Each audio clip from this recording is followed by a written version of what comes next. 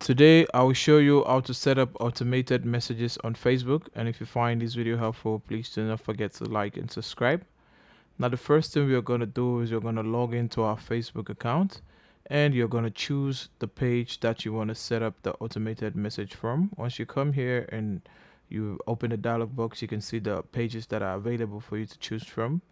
Now, after choosing that, what you're going to do is you're going to go to the left side of the page where you see says show menu. You're going to go to the manage page dialog box. You're going to click on Meta Business Suite. Now from here, what we want to do is we want to click on inbox.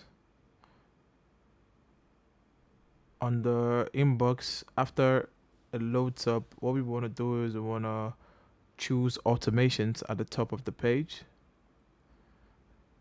Now from here, we want to create an automation, and the automation for the purpose of this video, let's greet people, and then let's put it on auto reply, but you can also set an away message.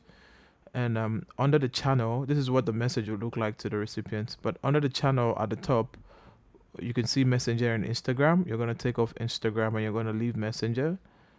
And in the messages, you can either personalize these messages, you can add media, and let's add some text to our message. And we're going to tell them that we'll be with the customer in a minute.